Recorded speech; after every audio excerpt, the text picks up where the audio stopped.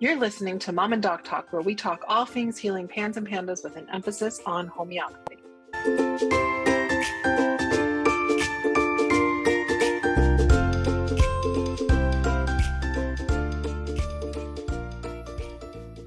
Hi, I'm Jody, the mom. And I'm Dr. Bar, the doc, and this is Mom and Doc Talk, where we talk all things healing pans and pandas with a special emphasis on homeopathy. And today we're rounding out our basics that we're talking about when it comes to dealing with pans, pandas, and how it impacts our lives, with a little conversation on detoxification and environmental impacts. We've touched on some aspects of this in earlier episodes. So in episode 21, we talked about mold. In episode 22, we talked about allergies. And 23, we talked about methylation and genetic SNPs. 24, we talked about teeth and dental stuff, which has a little bit of an impact on the environmental side. Today, we're really going to talk mostly about like things related to like environmental toxicants, talking about things like solvents and chemicals that are used in our environment, heavy metals, things like that. And we are going to touch a little bit on how homeopathy ultimately plays a role in this. So I'm going to take the lead here, and then Jody's going to fill in some of the parents' experience where she has it. So ultimately, with pans and pandas, the kids are just sensitive to things in their environment, to their surroundings, right? And so when we talk about heavy metals, we talk about solvents, we talk about the various different chemicals that are used in our world today, better living through chemistry. They're not great for any of us. They're just really not great for kids with pans or pandas, and for other people who have other complex illness. It just makes them just really more sensitive. One of the ways to really think about this is that, we have a cup of what we can actually withstand and take in, and our body can handle when it comes to toxins and things that are just that our body has to bind and remove. So like, toxin is like, I hate, Jody, I'm going to honestly say, I hate using the word toxin. Like I cringe every time I see it. I don't know if you can, for people who are listening just on audio, if you can hear the cringe in my voice, because I'm just like, so much talk about toxins, toxic. And I think it's overdone. And I'm like sidestepping here a little bit, because the reality is, yes, we have different toxins than we had 100 years ago, 200 years ago, whatever. And they come into our bodies in different ways, but it's not like 100 years ago was this like pristine, untoxic world. I mean, there wasn't, sanitation was not there. So like people were getting sick from just going out in their streets, people with, like dumping bedpans into the streets and just like, poop everywhere, coal being burned everywhere, like just dirty, not good sanitation. It was not a non-toxic place. So it's not like today is more toxic than 100 years ago, 50 years ago. It's toxic in a different way, right? And so the good news is that our bodies have all of these mechanisms that we can use to safely bind and remove or sequester toxins so that they don't affect us in our daily lives, and so that they can keep us healthy. When we have a cup, our cup that we have of our body is starting to get more and more full and has more and more things going on, we start to see things like it spills over, right? The more that gets added into it, the more it's going to start to spill over, because our cup is only so big, right? And so when we're sick or we're highly sensitive, it's like our cup is smaller than if we're really, really healthy and really robust. We've got a bigger cup, we can take more in, and before we can move things out. When we're not doing as well, when our body is already challenged, it's like we have a smaller cup. And so that is what really comes into play with kids with pans and pandas when they are dealing with environmental exposures and exposures to like toxins and heavy metals. So just to, like I said, it's not good for any of us. It's just for people who have complex chronic illness and higher sensitivities, it's harder on them. So your kiddos are probably going to be the ones that are going to be letting you know something in the environment isn't really great for you. Just like Jody, what we talked about in the episode that we talked about mold, your kiddos were the ones that could tell you that there was mold in the environment until they healed and got better. And then you were the one who could tell that there was mold. So whoever is the most sensitive is the one that's going to be sort of like the canary for it. Is there anything that you need to add to what I just said before I just keep going and rambling and doing my whole doctory thing and like? No, do your doctory thing. No, you're good. Okay. So what we'll see a lot of people do is try to use forceful detox protocols, that they're going to use herbs and nutrients to try and bring things out, and medications in some cases to try and pull toxins out, and then use binders to like help eliminate them. And so we see some challenges with this with these kiddos when they try to actually do some environmental work, because we're taking things that are safely sequestered in our fat, in our bone, in, you know, whatever place they happen to be. Those are the two primary places that toxins get stored, fat and bone. But we're pulling them out where they're safely sequestered and not circulating in the bloodstream. And we're putting them into the bloodstream with a kid who's got a leaky brain, and you know that's got a impacts on the blood-brain barrier. And so we start to see a lot of people feeling a lot worse when they start to do detox. And yes, the binders are supposed to help reduce the impacts of that, but binders are not like 100%. They're not going to catch everything. And so we see a lot of people oftentimes feel worse when we do these really forceful detoxes. I know one thing that you're probably dying to talk about, Jody, is that homeopathy can actually help with the detox systems in our body, so that they're working appropriately without doing the really forceful detox that we'll see when we're trying to pull things out and actively use the binders and everything. And so we can see that people can even have reduced values on labs that are showing toxicities, or they have a high body burden of various different solvents or heavy metals. We can see those improve using homeopathy without using all the really big forceful things. And people oftentimes really feel a whole lot better. I know that you had an experience with your daughter having at least one elevated heavy metal in her body. Yeah. And we got introduced to that whenever we went down the functional medicine route of things, and we did all the testing, and Avery's arsenic levels came back elevated, and I was just floored, like trying to figure out where in her environment she was getting arsenic.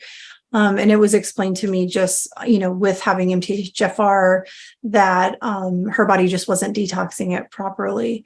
And so just like you said earlier, we went about trying to do the detoxing, and we were giving her things to force detox, and her body just responded so poorly to everything that we tried. It was just big, like overreactions, or her getting really sick, or just all different kinds of things that were worse than what we were already experiencing. And I really I love I could talk all day long about the MTHFR part of this. I know that's not specifically what we're talking about here. But the neat thing to me is that the arsenic is not what really mattered. It was the fact that something was not functioning properly in her body. And so instead of me scouring the universe to figure out where the arsenic was coming from, or stop feeding her foods that contain arsenic, or I couldn't escape those things, right? Arsenic is in our environment, period.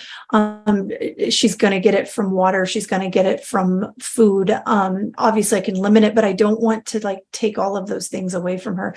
So the fact that homeopathy was able to take and reverse and really change how her methyl cycle is functioning, and making it a very well functioning, and now her body's able to do all of that on its own. Go ahead. So it is important, though, when we can find something, arsenic is one that's hard, because like you said, it's in our water, it's in chicken, it's in rice, it's in our food supply, it's something that's just in the ground. And so there's certain things that we're going to have exposure to just because we're living. And so if you've got a really high level, if you've got high lead levels, you got to figure out where the lead's coming from, right? And remove that. If you've got high mercury, you want to try and figure out if there's something that you can do to reduce it. And it depends on the value that you've got. And ultimately, if you've got really, really high values, it's great to work with both a homeopath to help your body stimulate healing and have the effective detox mechanisms working internally, as well as somebody who has really got expertise in environmental medicine. And I will put a link in the show notes to a couple of organizations that you can find a really well-trained provider when it comes to environmental medicine. If you've got very high levels of multiple different heavy toxic metals or things like that. same thing goes with like the chemicals in your environment. Like you didn't really have to worry about this as much. So you might not be able to speak to it as broadly as somebody who didn't already have the experience of putting like getting like, you know, quote unquote safe cleaners in their home.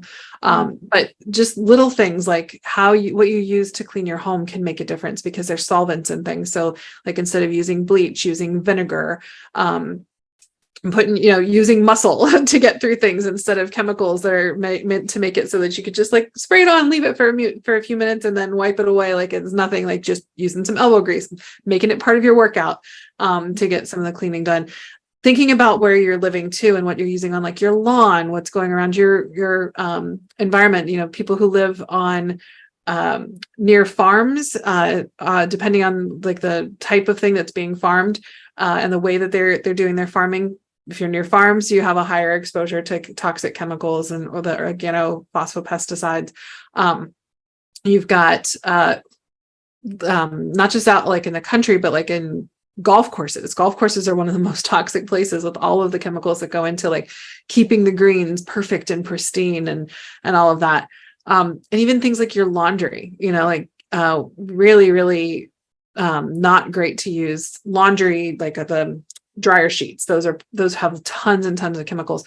Just even limiting perfumes can really, and fragrances, artificial fragrances can really disrupt your endocrine system, which obviously plays a role. There's an overlap in the way things work with the endocrine system and the immune system, especially when it comes to like inflammation and stress. So that can play a role as well. Yeah. Can I say real quick too that, you know, when we came into this whole mast cell world with my younger daughter in 2012, having to get rid of all of the chemicals in our house, that was a really hard thing to do. But I love so much that there has been like this movement towards us understanding better what these things, what these chemicals can do to our bodies, especially our children's bodies, in the years and years and years of exposure. The things that we put on our kids' skin, the things, you know, I used to be an avid candle, Bath and Body Works, like all of the fragrances. And I love that there is education out there now on, and don't get me wrong, I still love something that smells good on occasion. But removing those things is so much easier now because there's so many, like back whenever we were removing things, there was not a lot of all natural products, but now there's tons of products that can help us with the cleaning, help us with our hair, our skin, all the things without all of the chemicals that are actually good products. So I love that it's easier for us to do that now. Yeah. So don't get overwhelmed though. Like everybody's going to have their own cup. Their cups are going to be different sizes. Homeopathy can help so that if there's leaks in your cup, that you can fill those leaks in.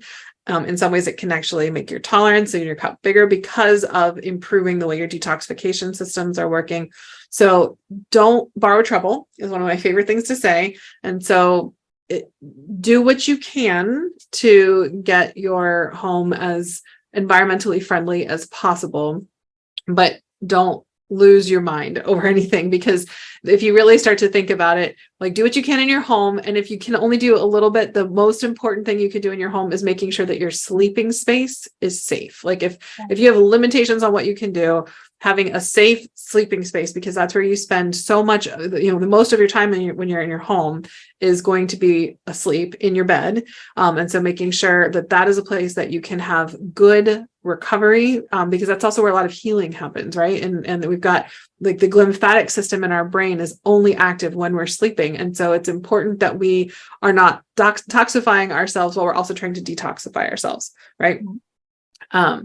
So that's really the most that I think I really want to share without overwhelming people too much, is that yes, environmental impacts take a toll on kids with PANS and PANDAS, including things like the solvents, the pesticides, the chemicals used in cleaning, and the heavy metals. That's what I was looking for.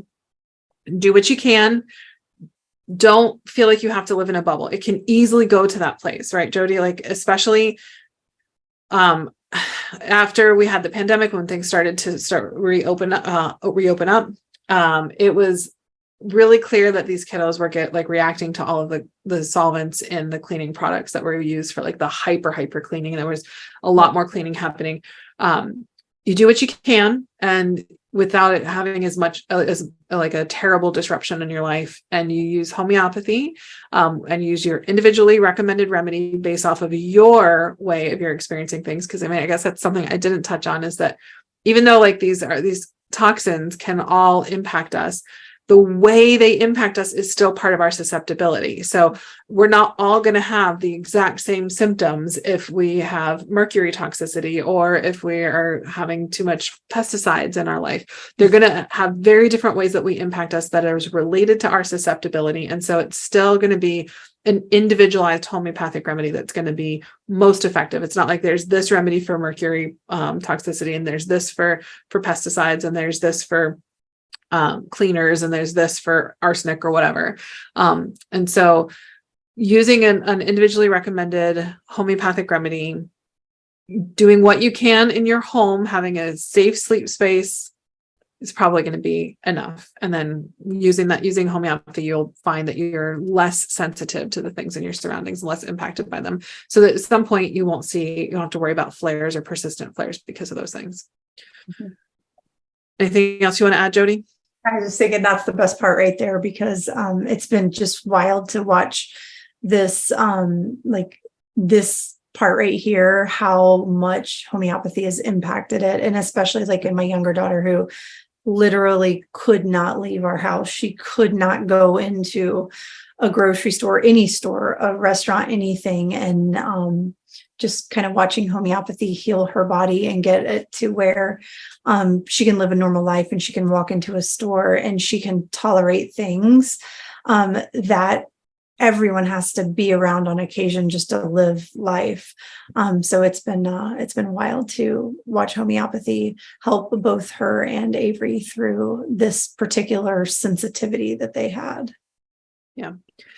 We talk a lot about this type of thing in our Facebook group. So if you are somebody who has thought that you were going to have to use these really intensive protocols for detoxification and want to know all about how people are navigating without using these intense protocols and tons of binders and all of the things that can come along with that, join us in our Facebook group. There'll be a link in the show notes as always. And then next week, we are going to talk to you about PANDAS and medical procedures, and the impacts that can have on overall functioning for these kiddos with PANDAS. So we hope to see you guys there. Take care. Nice. We hope you found this episode helpful, hopeful, and inspiring. We try to get a new episode out every week. You can make sure you don't miss any by following us on Spotify or subscribing to our channel on YouTube. If you want to connect with us more, join our Facebook group, Homeopathy for Pans and Pandas, where we have exclusive weekly videos and answer your questions about, you guessed it, homeopathy for pans and pandas throughout the week. If you are already a member, give us a shout out and let us know what you thought about this episode. If you aren't on Facebook and would like to reach us, you can email us at podcast@resiliencenaturopathic.com. Until next time, take care, and remember, this won't be forever.